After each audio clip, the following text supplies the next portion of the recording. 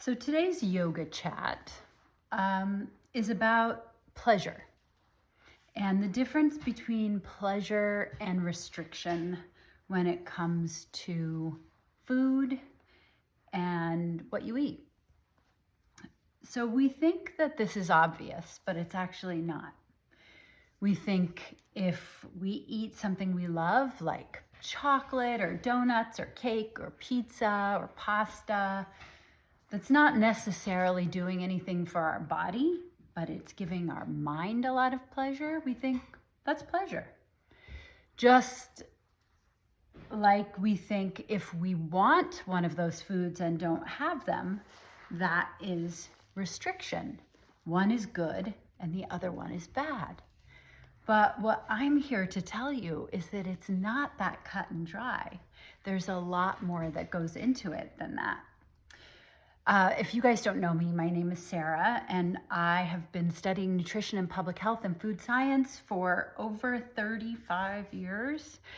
I was a registered dietitian at Canyon Ranch. I've studied cancer research, and more recently, I have really delved into mindset and our relationship with food. And even more recently, the past 3 or 4 years, really delving into menopause and nutrition related to aging. Okay, so one of the biggest sort of obstacles and stumbling blocks for people to change the way that they eat and change their relationship to food is this idea that food brings them pleasure and saying no to food feels restrictive. What if that wasn't true? So I don't eat flour or sugar or grains or drink alcohol 99% of the time. I don't ever feel restricted. And I feel pleasure with food every single day. And that did not used to be the case. So let's talk about basic pleasure first. If you wanted to eat a piece of cheesecake because you love cheesecake and it brings you so much pleasure, that's great. But if you are 20, 50, 100, 300 pounds overweight, and that extra weight is causing physical and emotional distress. You're inflamed, maybe you have insulin resistance and you have mood swings, your energy levels are all over the place, you get fatigue, you have cravings all the time, you have elevated cholesterol, you have a heart disease risk in your family, you don't feel good in your clothes, you don't feel good in your body, you don't feel like you're aging well. We know that cheesecake is not going to help you to feel better in your body. So is the cheesecake actually giving you pleasure? Or is it actually contributing to your pain? That is the nuance that you have to figure out. If I was $100,000 in debt and I loved designer handbags, which I do, if I went and bought a new designer handbag every week for $3,000, how much pleasure am I going to get? Let's say my family didn't have the financial support that it needed, that we were struggling, that my husband was stressed because of my spending habits, that our relationship was under strain, that my children couldn't go to camp or couldn't get new shoes when they needed because of my need for pleasure in buying handbags.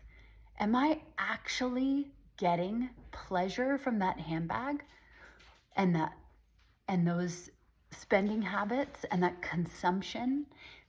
Or is it actually causing me and my life more pain?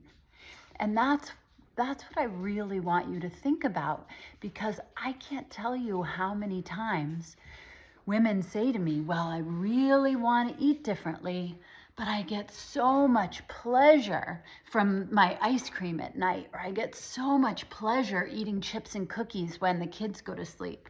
Or how can I go on vacation? Vacation's supposed to be pleasurable. And I want to eat croissants every morning, and I want to eat chips and cookies and have ice cream after lunch and have drinks at dinner.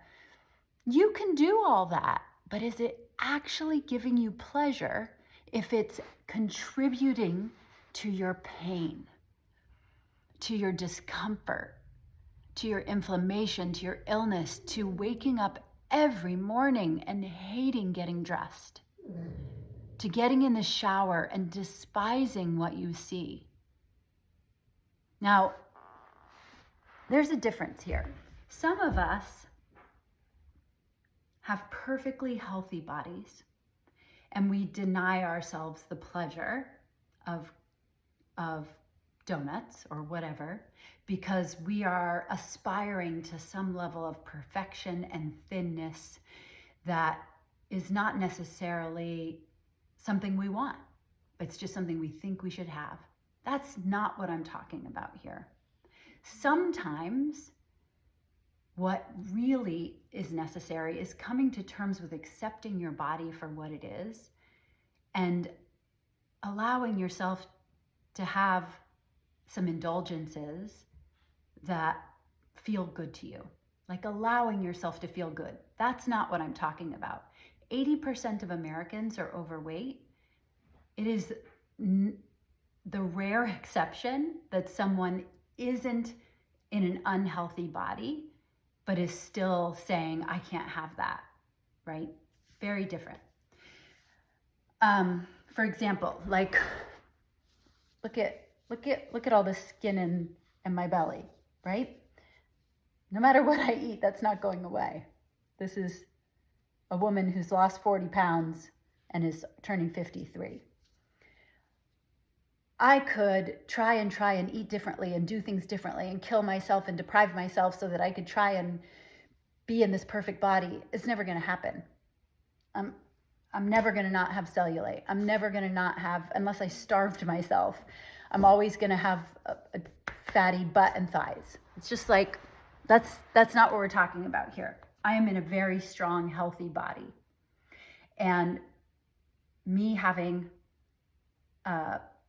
indulgence from time to time ain't going to do squat for my health. I mean, it's just not going to negatively impact me. Just like someone who's got a robust savings account and a robust bank account and a high-paying job, if they go buy a $3,000 purse from time to time, it's not going to do squat. That's not what I'm talking about. I'm talking about living in a body that doesn't feel good and it causing you pain on a daily basis and gaslighting yourself that you're actually getting pleasure from these foods that are causing the pain in the first place. You're not. Now, I'm also not saying that you can't eat these foods forever or that you can't eat them at all. But just like if you were $100,000 in debt, I'm not saying you can't go get a Starbucks, but you have got to do the things that enable you to have those indulgences without them creating negatives. That's where the real pleasure comes in. Do you hear my dog? He sounds like Chewbacca. He's tied to the chair right now. Not happy about it. So I totally stopped doing yoga, by the way. I got distracted. So that is the nuance of pleasure. And what I really want you to do is I want you to consider and really ask yourself and question this belief that all of these high sugar, high flour foods are giving you pleasure, when what are they actually giving you, right? What are they actually giving you and what do you actually want? Next video, I'm going to actually come back and I'm going to talk about the real truth about restriction and how that's not all it's cracked up to be and the nuance inside that. Have a great day.